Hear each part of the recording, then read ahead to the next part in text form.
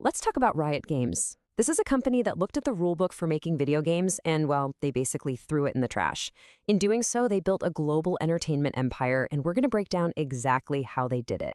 Okay, let's just park on this for a second because this single idea, it's the key to everything. While every other company was chasing that one-time sale, Riot was playing a completely different game, a much, much longer one.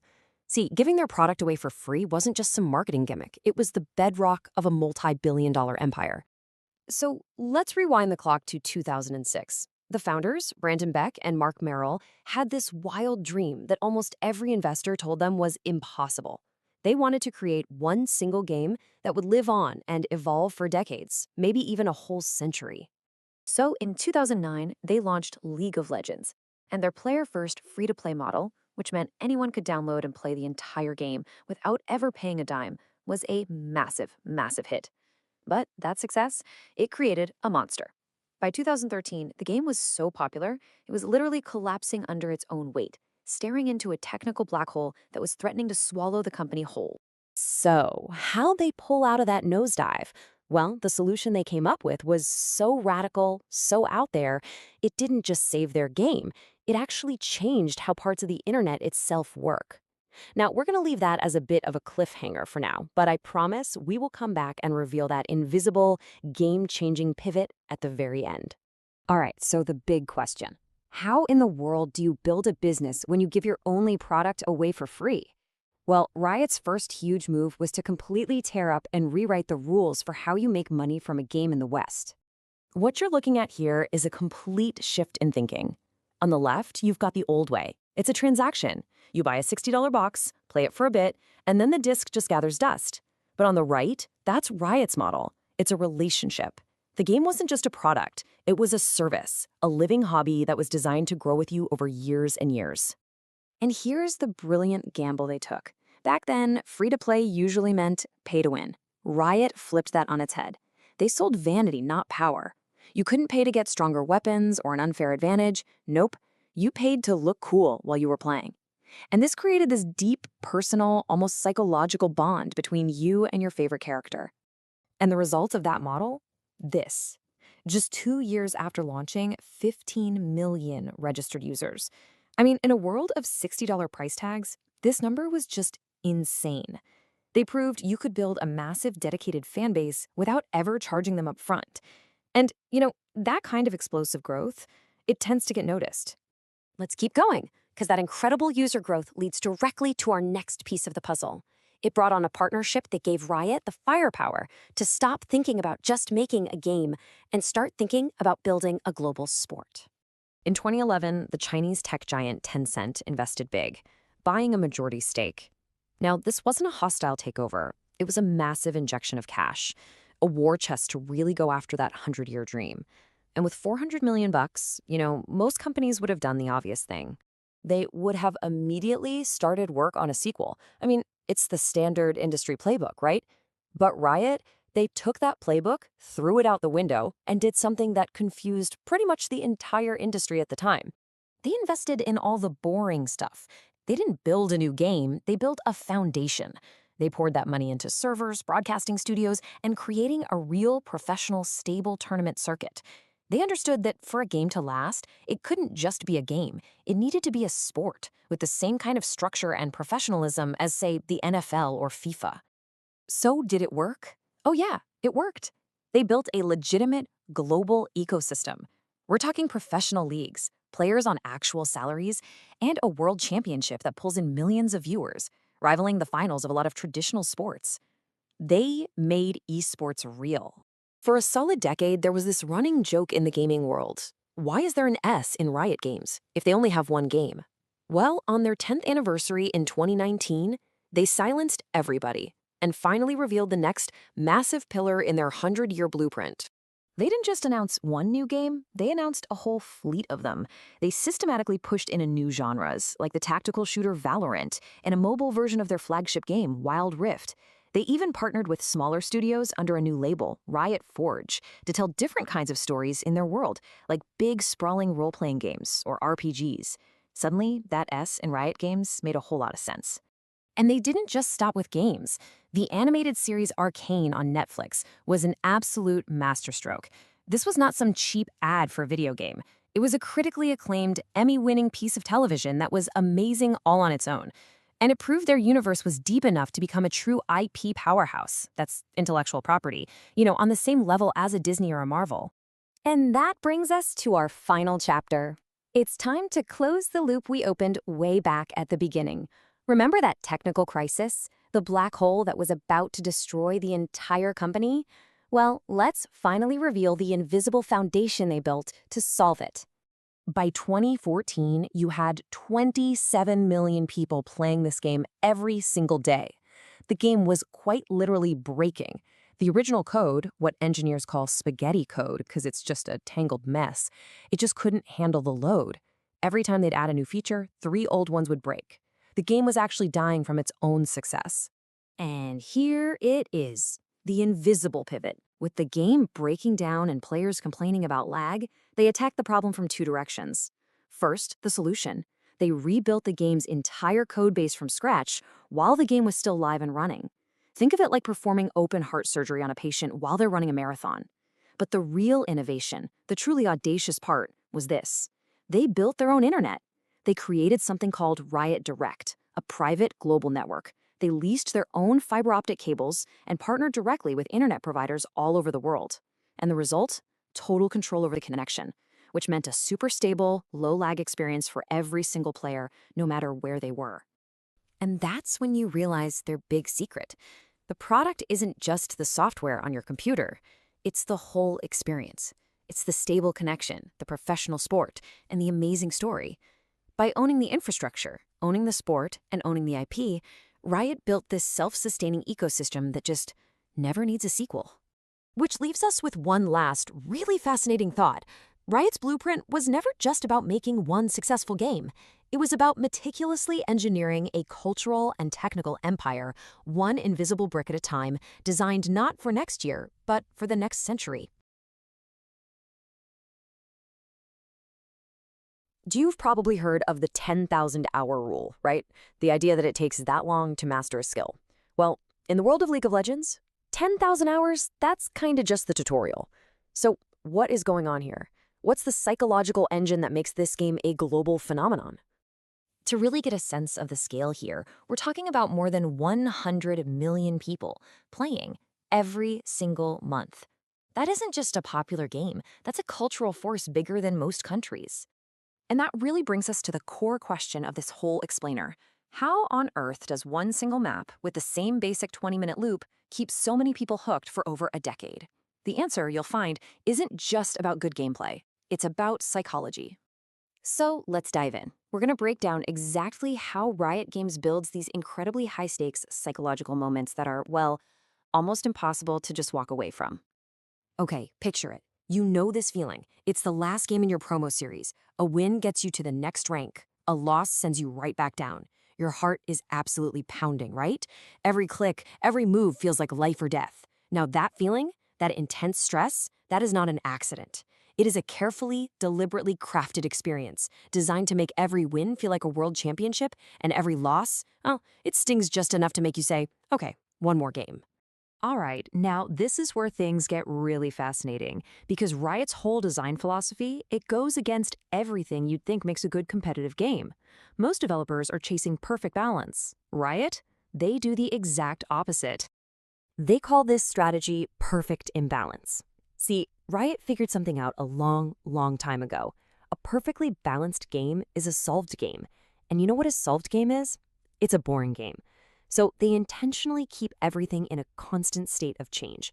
This forces you, the player, to constantly learn, adapt, and evolve. And what's so brilliant about this is how it completely flips game design on its head. Perfect balance, that gets you a static, predictable game. But perfect imbalance creates this dynamic, living puzzle that can never truly be solved. It's the difference between a game you can finish and a game you have to live inside. And to put a number on it, just look at 2023. Riot pushed out 24 major balance patches. That means the game you were playing 2 weeks ago is fundamentally different from the one you're playing today. This creates what's called a knowledge gap. If you take a month off, you're behind. Your game knowledge becomes this super valuable but also perishable currency. And that's a powerful reason to keep logging in. But the psychology here goes even deeper. I mean, it's literally built into the architecture of the map itself. Let's talk about maybe the most important mechanic in the whole game, the fog of war. By hiding most of the map, the game creates constant, nagging uncertainty. Is there an enemy hiding in that bush? Is this path safe? Every time you face that uncertainty, it triggers the exact same dopamine response in your brain as pulling the lever on a slot machine. It's a principle called variable ratio reinforcement. You're not just playing a strategy game, you're constantly gambling. And what is everyone gambling for? Status. The ranked ladder in League is brutally steep. I mean, look at these numbers. Less than 2% of players will ever make it to Diamond. And the top rank, Challenger? A minuscule 0.01%. That exclusivity makes the climb just incredibly desirable. But here's the real psychological kicker. The entire system is built on a principle called loss aversion. Psychologists have shown that for our brains, the pain of losing something feels about twice as powerful as the joy of gaining that same thing. So you're not just playing to win and climb up, you're playing to desperately protect the rank, the status you've already earned. So when you put it all together, the constant imbalance, the uncertainty, that brutal social ladder, what you have is a game that is, by its very nature, unwinnable. And that, right there, is exactly why people can't stop playing it. You see, in most games, you can hit a skill ceiling. You can get as good as you're going to get. But in League, that ceiling, it pretty much doesn't exist. There's always a new champion, a new strategy, a tiny little decision you could have made better. It's an infinite mastery curve. So if the game is fundamentally unwinnable, if the grind never truly ends, then what is the reward? What do you get for putting in 10,000, 20,000 hours? It's not a trophy. There's no final cutscene. The reward is a state of mind. It's that magical moment in the middle of a chaotic team fight where time just seems to slow down, where your brain and your hands are perfectly in sync, and you pull off this perfect combo without even thinking about it. That feeling is flow. Riot Games didn't just build a video game. They built a perpetual engine for mastery, a digital Olympics that never, ever ends. All right, let's talk about something huge, and I mean truly massive. We're not just talking about some video game tournament here. No, we're talking about a global cultural event. An event where a single click of a mouse can make an entire stadium erupt and define a multi-million-dollar career. This is the League of Legends World Championship. To really get a sense of the scale we're dealing with, let's just start with one number. Back in 2018, the finals had a peak viewership of, get this, 99.6 million people. That's more viewers than most Super Bowls get. So yeah, this is not some niche little hobby. This is a global spectacle that a lot of traditional sports are still trying to wrap their heads around. You know, this quote just nails it. It perfectly captures the passion for the players, for the organizations, and for those millions and millions of fans tuning in. This tournament is everything. It's the absolute peak of competition. The emotional investment is just off the charts. So what is it about this event that commands such a colossal audience? How did we get here? Let's break it down. At its very core, Worlds is the grand finale of an entire year of professional play. You take the absolute best of the best from every major region in the world, and you put them all in one place to fight for two things: a huge pile of cash and, way more importantly, the legendary Summoner's Cup. And the growth? It's been nothing short of insane. Think about it. This whole thing started back in 2011 at a pretty small event in Sweden with a $100,000 prize pool. Just 2 years later, legends like Faker were being born. And now, it sells out the exact same massive arenas as the World Cup or the Olympics. The leap has been incredible. But just getting to that final glorious stage is one of the toughest, most grueling journeys in any sport, period. You see, before a team can even think about lifting that cup, they have to survive their own regional meat grinder. We're talking about the LCK in Korea, the LPL in China, and the LEC over in Europe. The easiest way to think about them is like the NFL or the Premier League, but for League of Legends. You have to prove you're the best at home before you even get a ticket to the world stage. And this chart, well, it tells a pretty clear story, doesn't it? It's the story of a dynasty. For years, South Korea has been the undisputed king of professional league, racking up a staggering 10 world titles. It's a mountain that every other region on Earth is desperately trying to climb. And the tournament itself is designed to be a total pressure cooker. It kicks off with the play-ins, then it moves to a brutal Swiss stage format, and finally, it all culminates in the knockout stage. Just imagine, you fight for an entire year to make it to the final 8, and then you're told that one bad day, one single loss, sends you packing. The pressure is just unreal. But what does it even take to get there? Let's zoom in a bit, away from the roaring crowds and giant stadiums, and look at the life of an individual player. Okay, first thing we have to get straight is this. Being a pro gamer has almost nothing in common with just playing games for fun. Forget that idea. This is a job, and it's a job defined by ruthless efficiency and a constant, draining pursuit of absolute perfection. A pretty standard day for these guys is a 16-hour grind. It kicks off around noon, and not with team stuff, but with hours of just honing your individual mechanics. Then you get into the scrims, which are super intense practice matches against other pro teams. And the day finally ends in the wee hours of the morning, not with sleep, but with VOD review, where you and your coaches pick apart every single mistake you made. And honestly, this right here shows you how much the sport has evolved. The top teams today are structured just like any other elite sports organization. They have physical therapists on staff for wrist and hand injuries, they have mental coaches to help with performance anxiety, and they have nutritionists to make sure players are optimized for focus. And that support is crucial because the physical and mental toll is so real. Burnout is a huge problem. A player's entire career can be decided by literal milliseconds.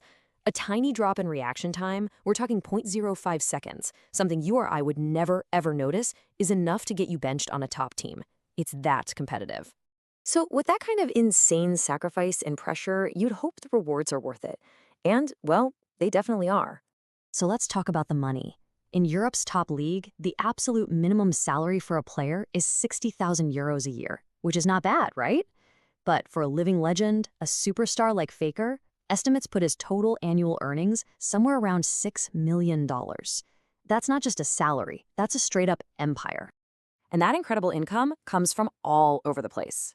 The prize money is actually just one piece of the pie. We're talking about massive sponsorship deals with huge global brands, money they make from their personal live streams, and a really cool perk. When a team wins Worlds, they get custom outfits made for them inside the game, and they get a cut of every single sale. But in the end, it all comes down to this, the ultimate prize, the Summoner's Cup. The brand new design weighs a solid 22 pounds. It's a heavy, tangible, real-world symbol that proves you are the undisputed best in the world. So where does this all go from here? I mean, the fan base, the money, the sheer spectacle of it all, it feels like it's still accelerating.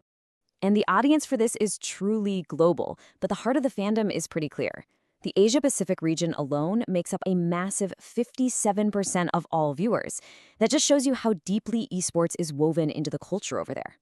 And if you ever get a chance to go to a live final, the atmosphere is just electric. It doesn't matter if it's the Bird's Nest in Beijing or the O2 Arena in London. The chants, the banners, the sound of tens of thousands of people roaring at the same time, it is the exact same raw human passion you'd find at a World Cup final. And the investment is scaling up too. I mean, just look at the new Esports World Cup. It rolled out a jaw-dropping $60 million total prize pool across all of its games. A number like that puts the entire sports world on notice. Which really brings us to the big question, doesn't it? When you look at its global reach, its incredibly dedicated and young audience, and the massive financial backing, are we looking at the future of mainstream competitive entertainment? When you see the passion and the production value for yourself, it's pretty hard to argue against it.